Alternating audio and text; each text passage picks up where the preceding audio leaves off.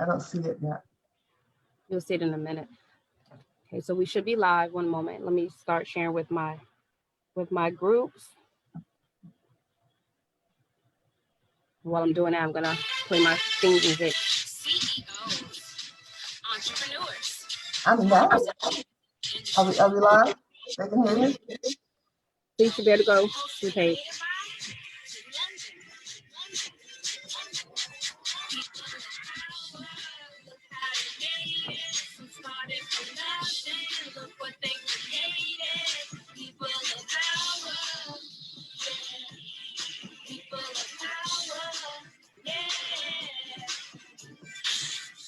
The People of Power Show. Good evening, everyone. Welcome to the People of Power Show. I'm sorry that we are fashionably late, but sometimes technology, we have to rely on it and we have to make sure that it is right. Welcome to the first show of 2021. And if you know me, you know that I ask you to please make sure that you share this video. Sharing is caring. We are here, for a special moment tonight. I want to thank Celicia Smith Gordon, who is going to be our legal expert this evening. And I am wanting to thank also a grieving mother, Makia Wallace. Thank you for joining me this evening, and thank you for allowing me to share your story. I wish that we were meeting on a better term, but tonight we have to get the story out. So I want to ask everyone real quick as I start sharing with my group. Celicia, do you see it on the page yet? Because we're going to start sharing with the other groups to make sure that we get this story out as much as possible. I do see that we're on live right now, so we're here. I'm learning how to do all of this at once.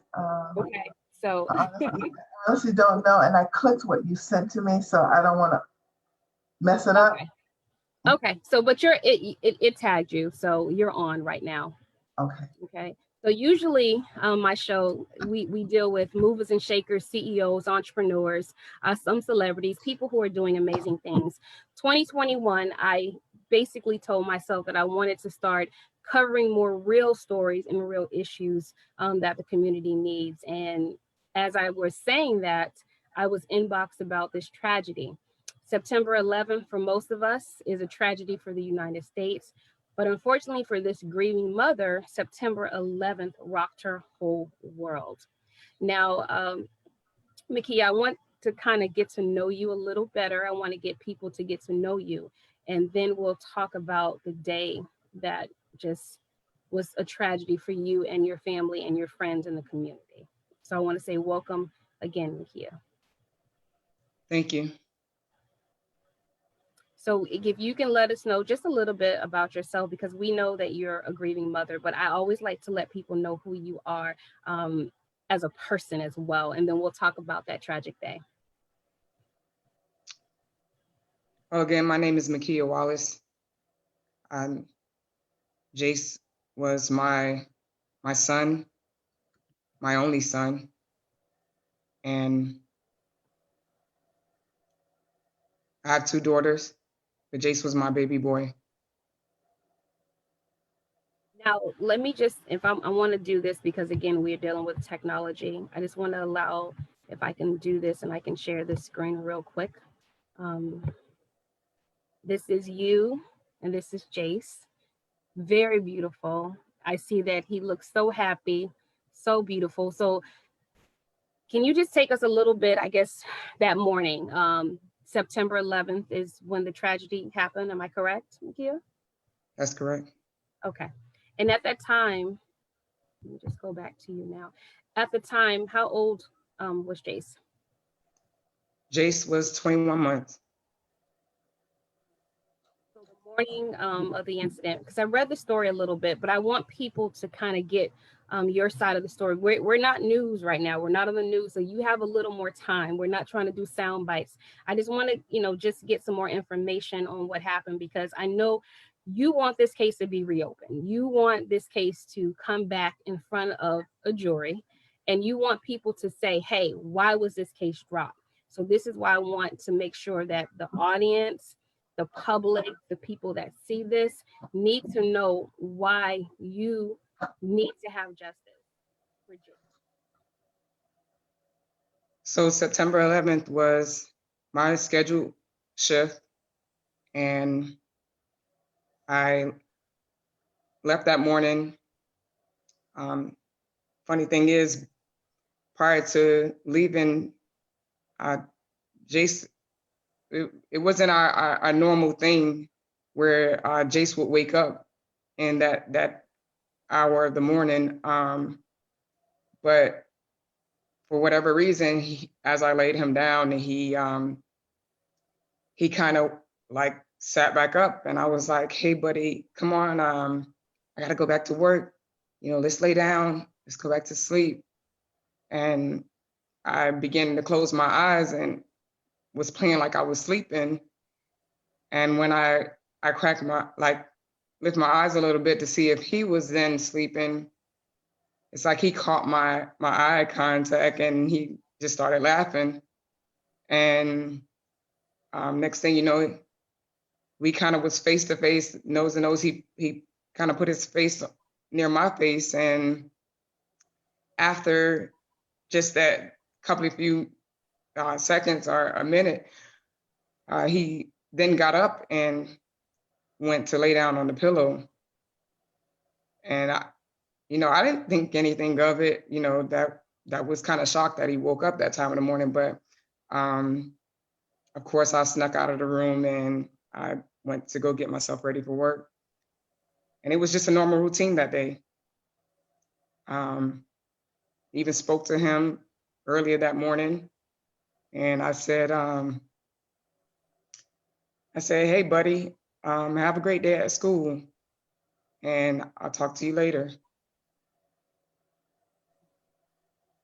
So this is around 7:30 in the morning, because again, the caretaker, this is normal. This is somebody you've trusted for a while. This is not a new person. This is somebody who, did this for months and months and months. So this is a normal thing for a mother, right? To drop their child off or have their child be escorted to school, or however we do it, right, as mothers, and you go to work.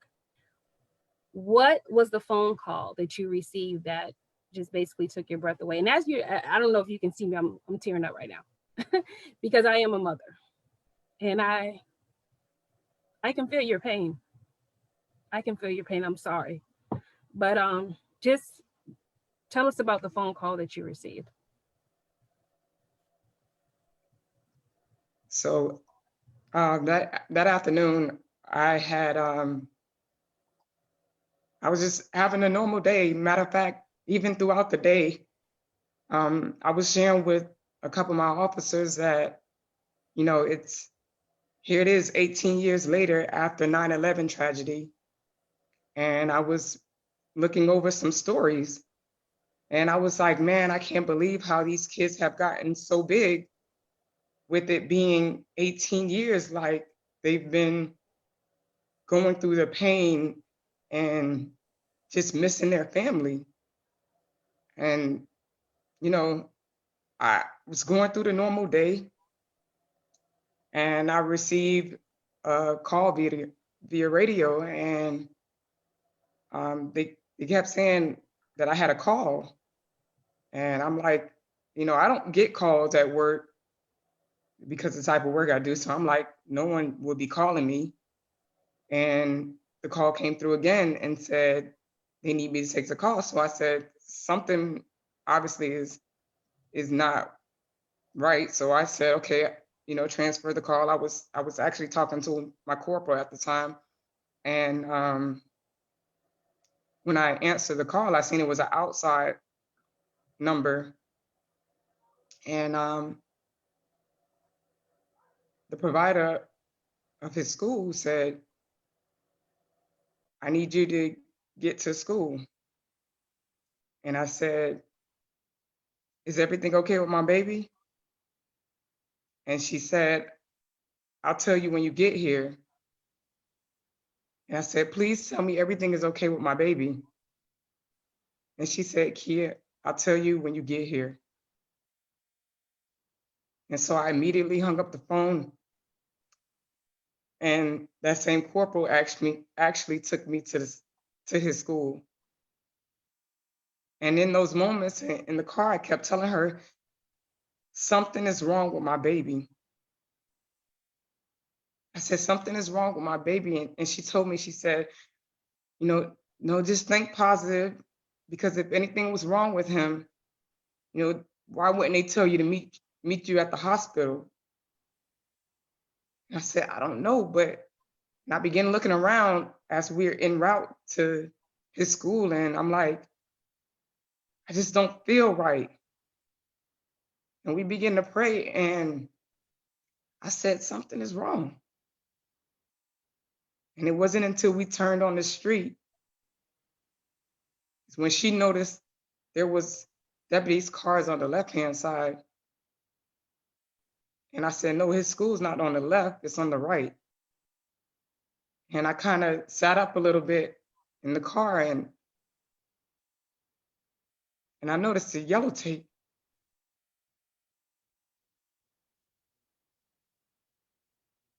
And I told her, I said, yellow tape is not a good thing.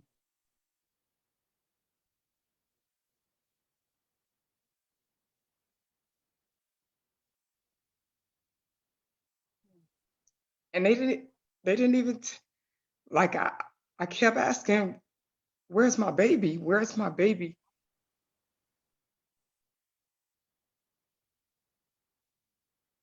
And I never seen my baby.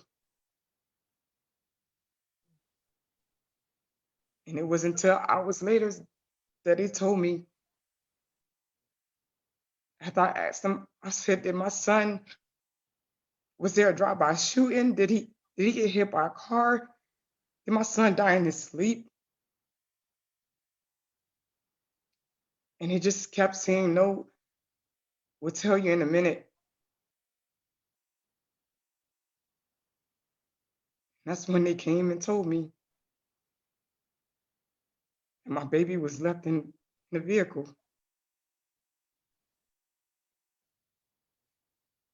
So the cause of death for Jace basically was he was left in the vehicle for several hours, right? Is that what they told you, Nakia?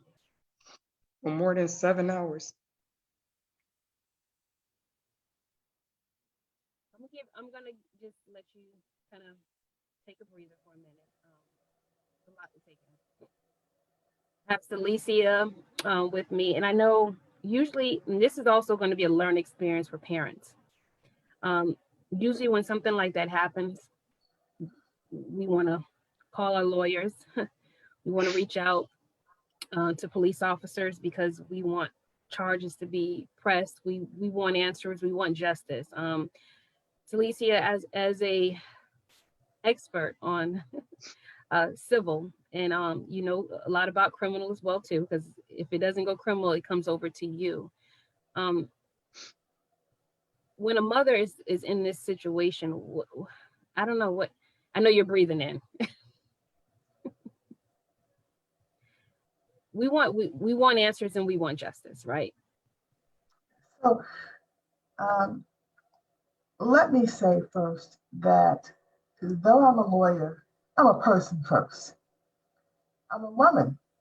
I'm not a mother, but I can feel her pain.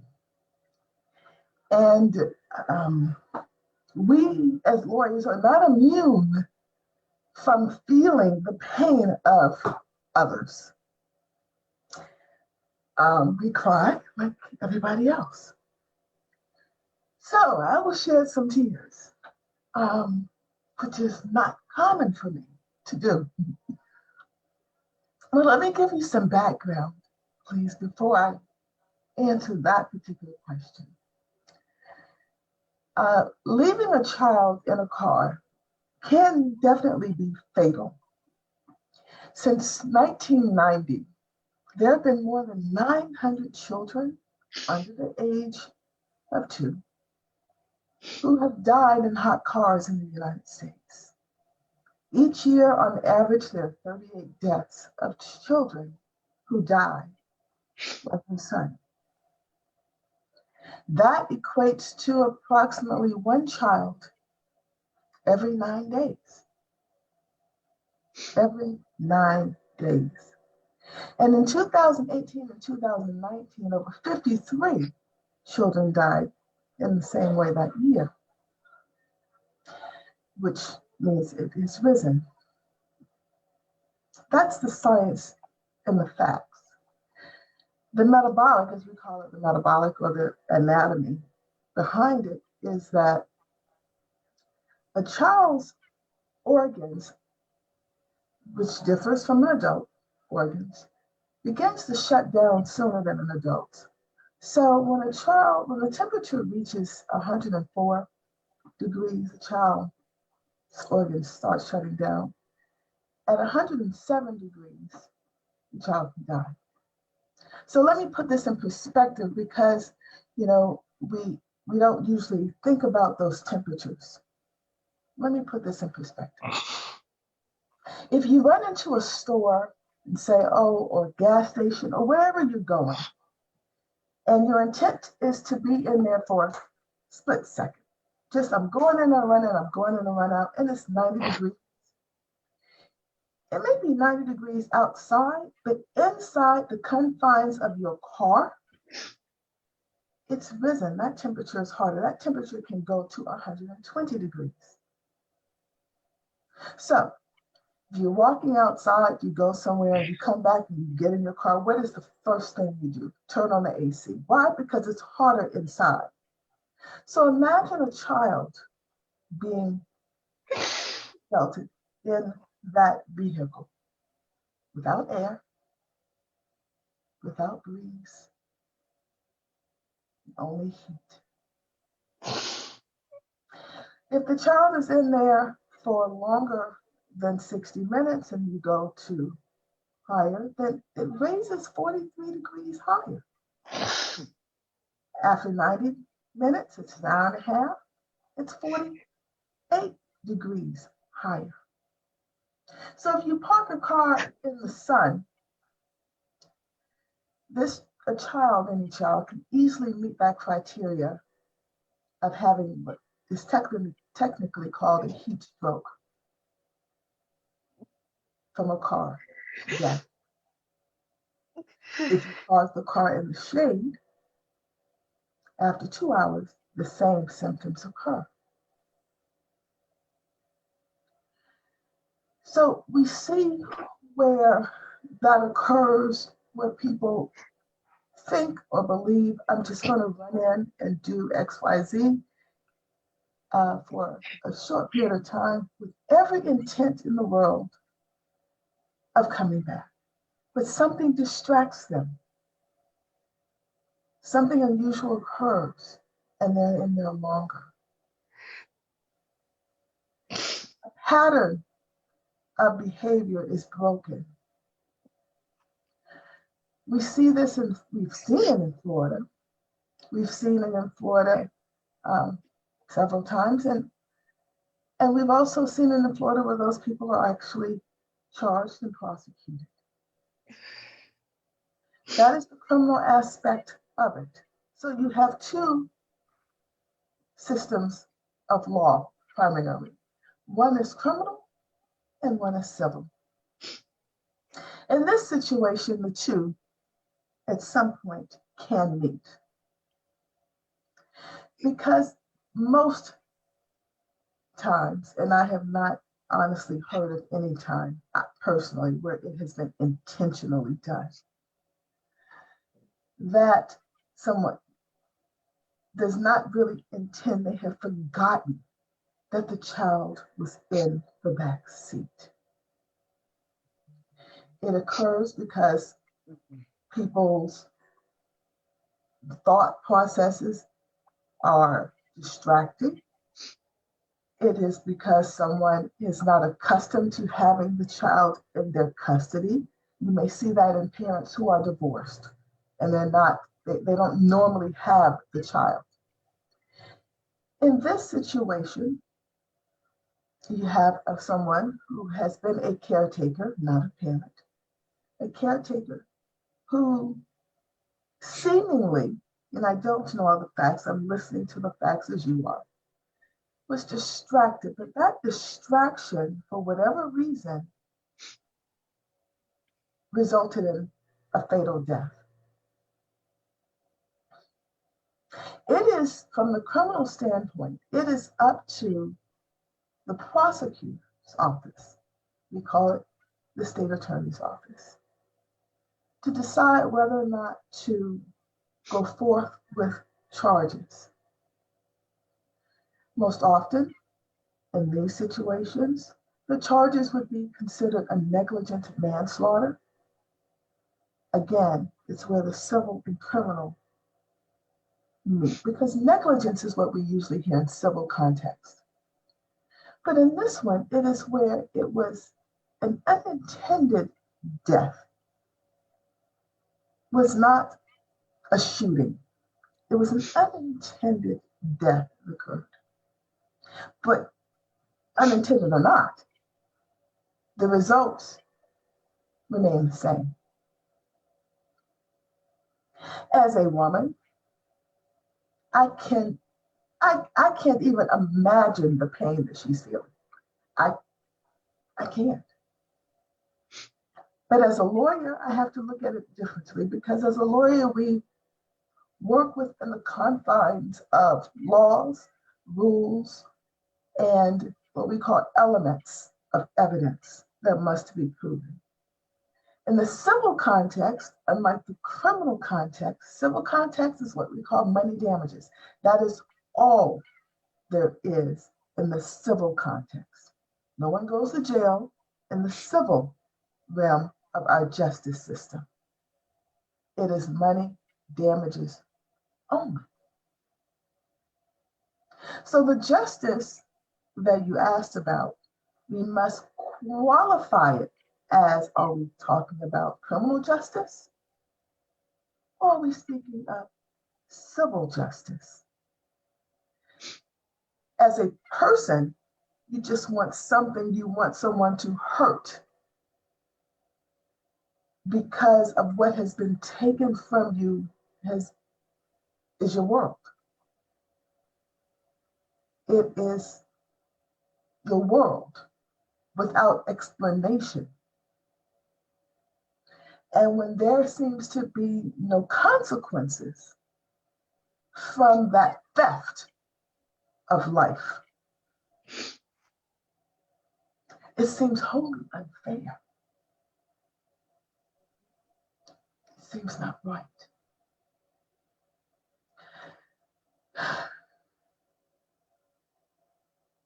What can be done? Well, from the criminal standpoint, you press charges, you ask questions, and you press the pavement of getting answers from the criminal context. I am not a criminal defense lawyer. I don't practice criminal law. But I can tell you, as a woman, I probably want everything that person ever had and everything that they thought they would ever have in life because of what they took from me, which would be my child. Straight up, period.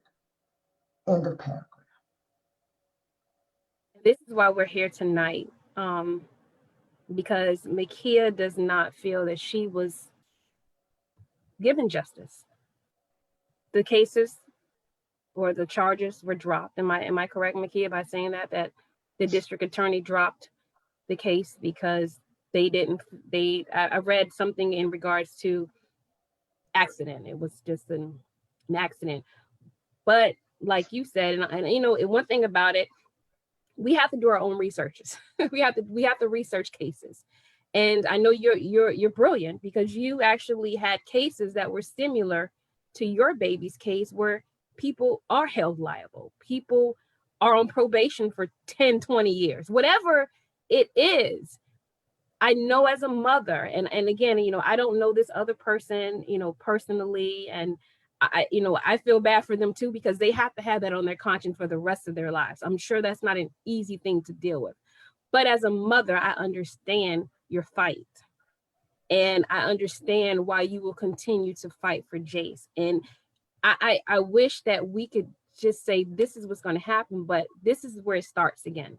Celicia, do you know any history where a district attorney has said throughout the case, no charges, but it can be reopened. And I'm not saying just for this, but I'm saying in the history of law, is there a fighting chance that a case can get reopened once they close the door on it? There can be. You know, you cannot, what you cannot do is, in a criminal context, you are not allowed, because of what's called double jeopardy, to try someone and then lose and then reopen the case. You can't do that. But if the case is dropped, first of all, you need to understand that it is within the purview and the decision making of that state attorney whether or not to go forward with the case. They have information, they've gathered evidence, they've done investigations to gather and make sure that they have a case to go forward for a conviction. Now, saying that, we all know that state attorneys go to trial for a whole lot less. And here we have someone who's dead. Okay. The case can be reopened with enough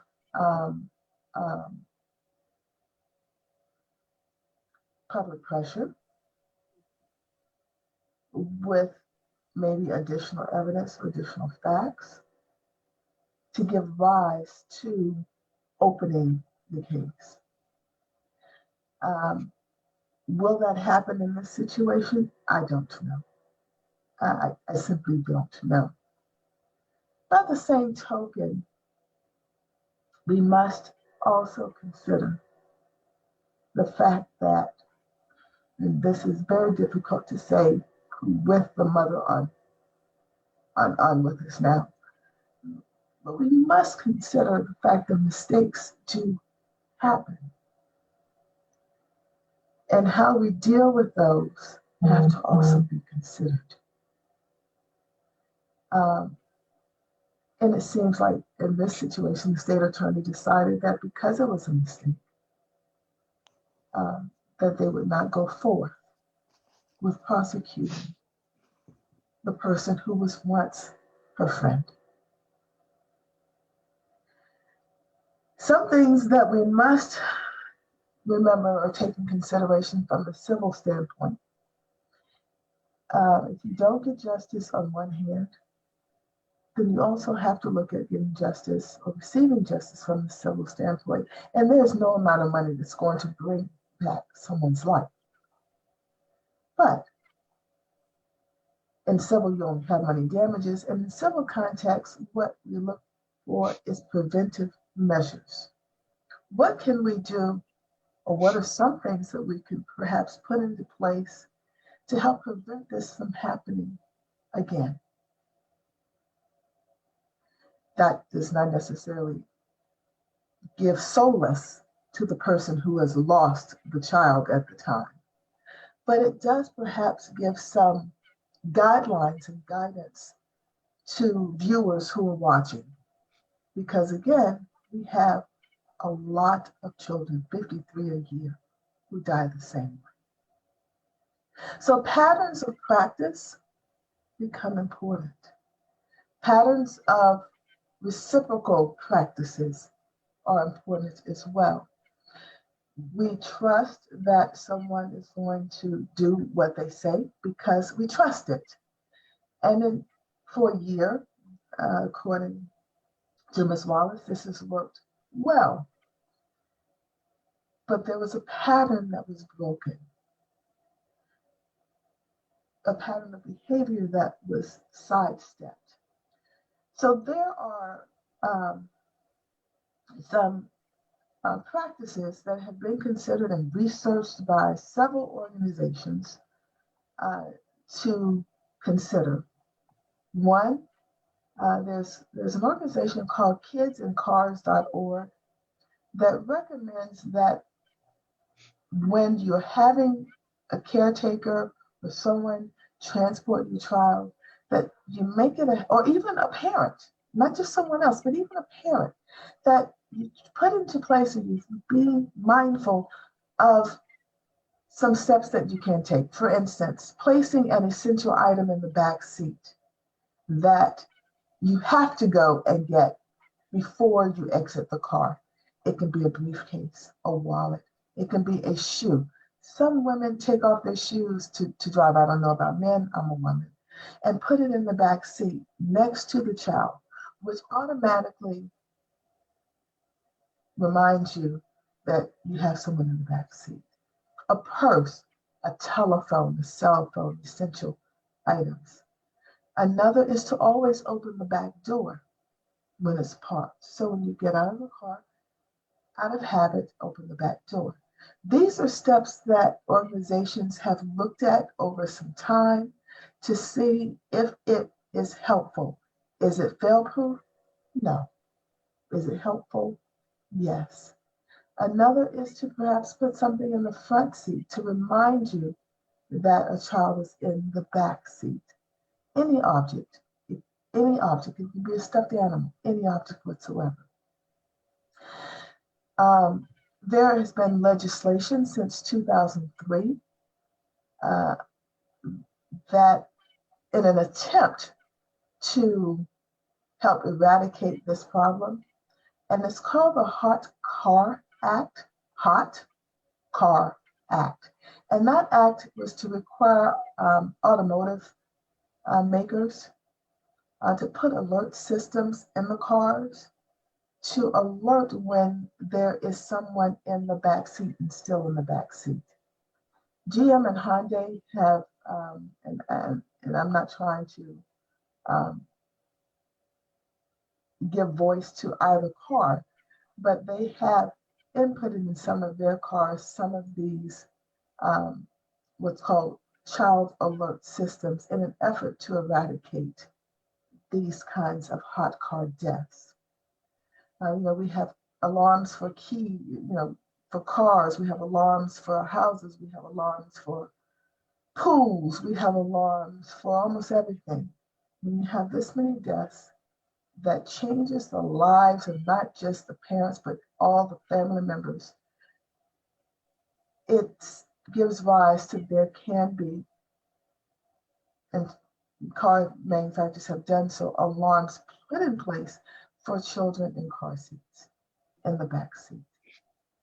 So I say these things as a point of reference for your viewers who are listening and watching, that perhaps they will consider employing some of these steps in an effort to not have to go through the pain that Ms. Wallace is going through right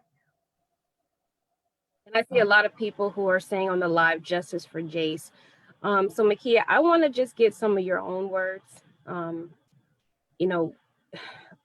for this show and for your purposes of getting the word out, keeping his legacy alive and not having his death go in vain, because this is the last thing we want. We want to keep his memory alive. And I know you still have fight in you. You still want something. So can you just let the viewers know how we can help you as a community, spread the word? And I know that there's a new, a state attorney now that can look at your case, but what, as a mother, what are you looking for Jace right now? Well, I actually, after this has, in the beginning, I felt as though I didn't have any fight in me in the beginning, knowing that Jace was my baby. I've wanted a son for over 16 years. And when I finally had Jace, I just felt like the light in his life, because I used to call him my sunshine, and the light in his life is what led me closer to God. And so, he changed my life. And I said, I can't allow this to take me out. I know the spirit that Jace had and how much light and how much love he brought in my life, to where I'm like, in my time of prayer, I just hear Jay saying, go another round, mommy. Fight another round. Don't give up, mommy. Now is not the time to rest, mommy. And I'm like, this is my 21-month-old son. I'm like, I spent his birthday without him in December, the Christmas without him. And now is the time when my son would have been able to open up gifts. And my son and I had conversations and we talked and we made memories in a way that I'm like, I never seen that only 21 months of my son's life. I would only have. And I just can't, even though it's an uphill battle, I can't stop fighting. I started a petition for him in a GoFundMe account, and petitions are now at over 9,000, signatures. Because at the end of the day, I just want justice for him and for her to be held accountable up to what the law states. As I did my time in my research, there's a Florida statute that recently passed. Again, there's been previous cases here in Orlando, and I'm trying to figure out like what makes my son's case any different from the eyes of the law. So I'm going to fight for him. I'm Jace's voice, and I refuse to back down. There needs to be accountability, and there also needs to be consistency. When you look at this,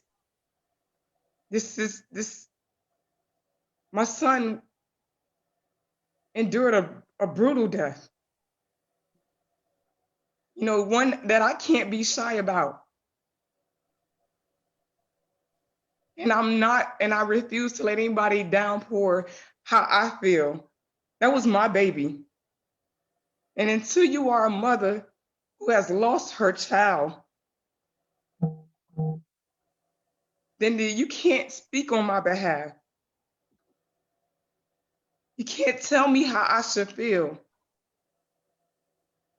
Because again, that was my baby. God gave me that baby. And he definitely didn't give for somebody else to take away. I can't go buy another Jace. I can't have another Jace.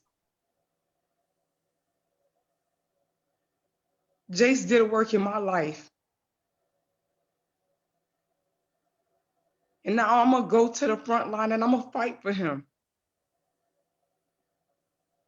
Until there's no more fight in me. Every day that I get up, just to even try to make it through the day. When again, you've been 21 months of seeing your baby, 21 months of hearing your baby,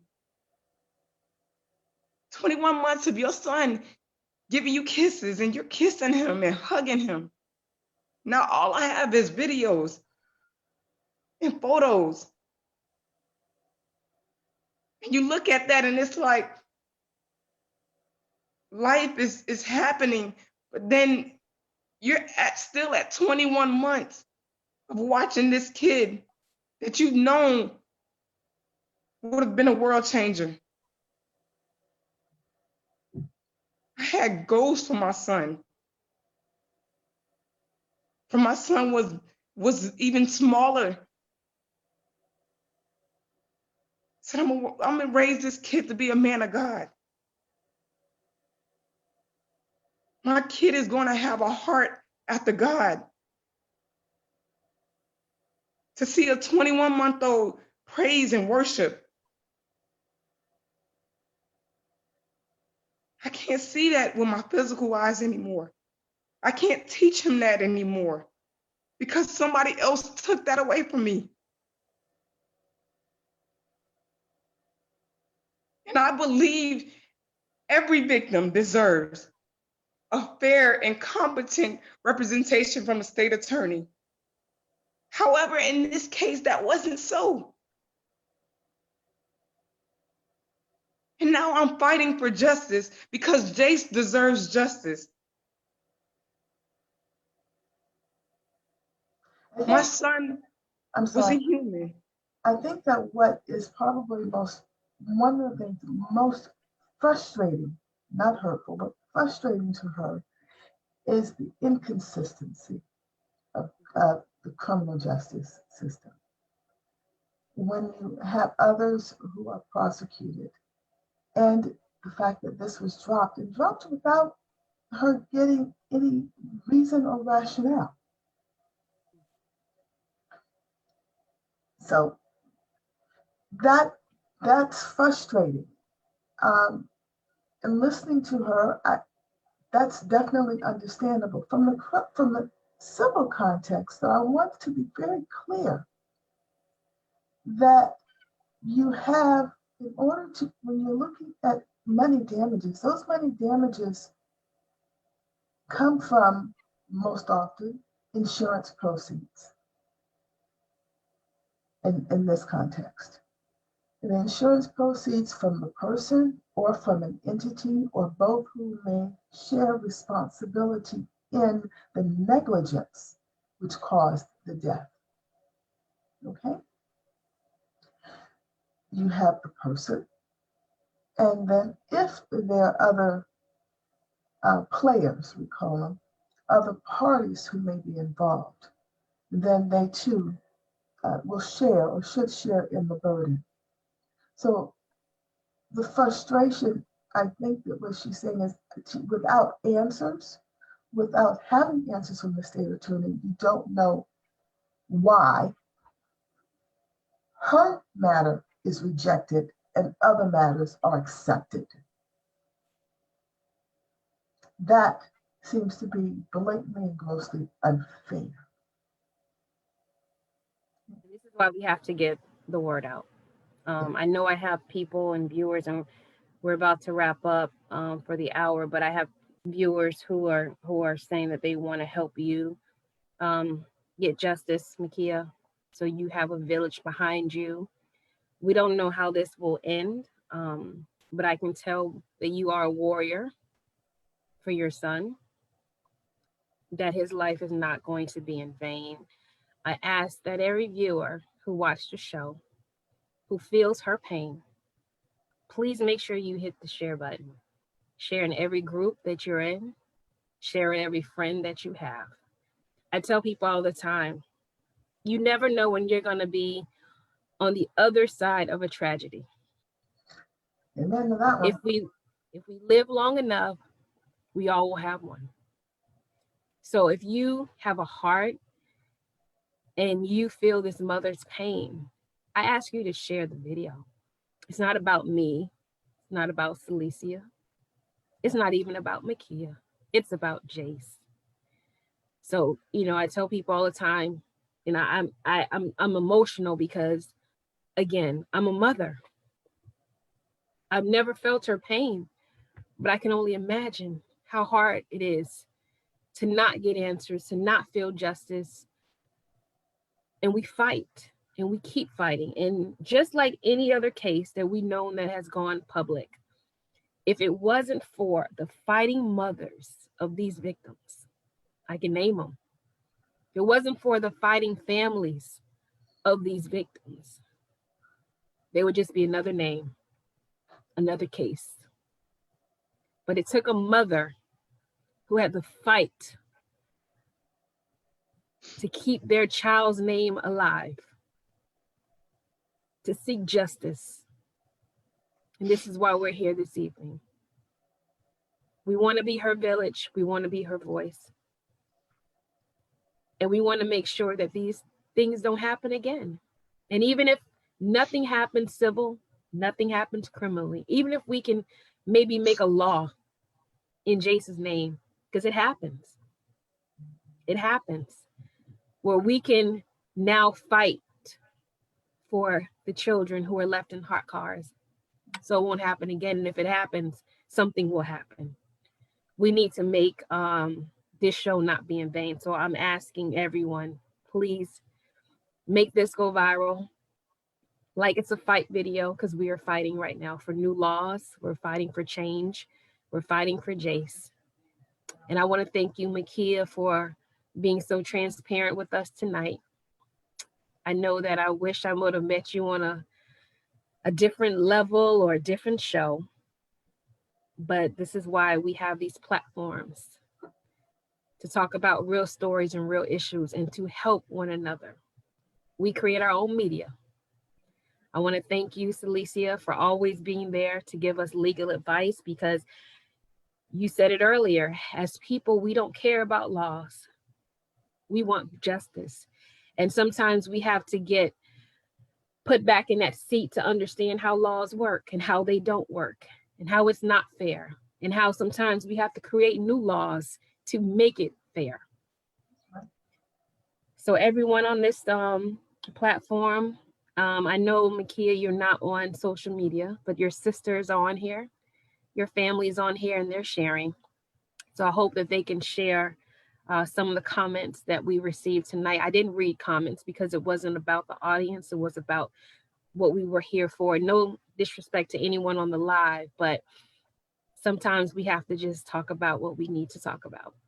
Kenny, I want to interject. For parents or loved ones who, whether you have a caretaker who takes your child of any age to school or to daycare, have an understanding, a practice, and a pattern for that daycare to notify you if your child is not there. If for some reason you don't take your child to school, have a practice and a pattern of notifying the school. So there's a reciprocal conversation regarding that child. So parents know early when the child is not in place. Okay? I think that is a helpful tip for all parents and loved ones from this point. I'm going to leave the show with final words from you. And again, if you need me, I'm here. But we want to make sure that this video, this show, is shared with many people in the media. You know, we can make change. We just have to fight for each other like it was us. If it was our child, how would we want this to be handled? And I think when we take those emotions on, we can create change. It's when we turn a blind eye to other people's tragedies that nothing ever changes. So, Makia, I want you to leave us with some final words. And again, as I said before, we will all be with you through this. Yes. First, I'd like to say thank you to all the known and unknown supporters who have been sharing his story, who have been donating to his petition and also to his GoFundMe.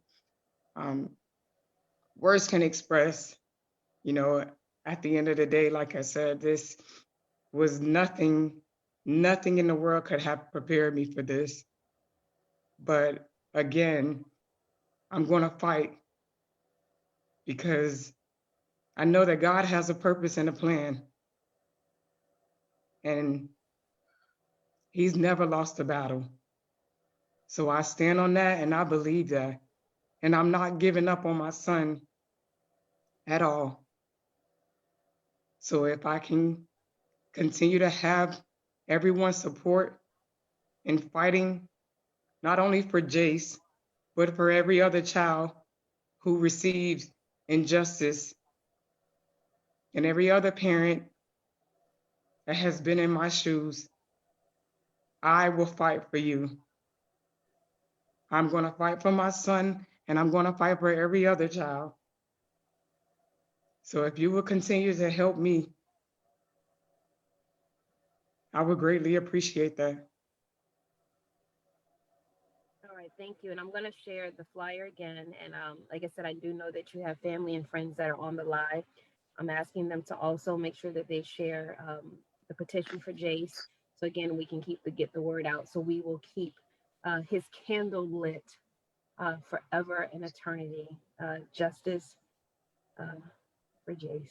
This is he does have a Facebook page and an Instagram, Justice for Jace Leslie. All right, thank you, ladies, so much. I'll see you all next week. It's, this has been a hard show, starting off the year, but this is what we're here for. I think media needs to do a better job with handling stories that people really don't want to talk about, but we have to get these stories out. This is a responsibility when we take on media. It's not about all the funs and games and entertainment. We have to help people, right? We have to help people with these platforms. So again, sharing is caring. Let's get the word out. Keep us updated, Makia. You have my phone number. You have Celicia's phone number. Whatever else we can get out there, any new updates to the story, please keep us informed, because again, the marathon will continue for Jace, okay? Thank you, ladies, so much. Have a good night. All right, you're welcome. Good night, everyone. Good night.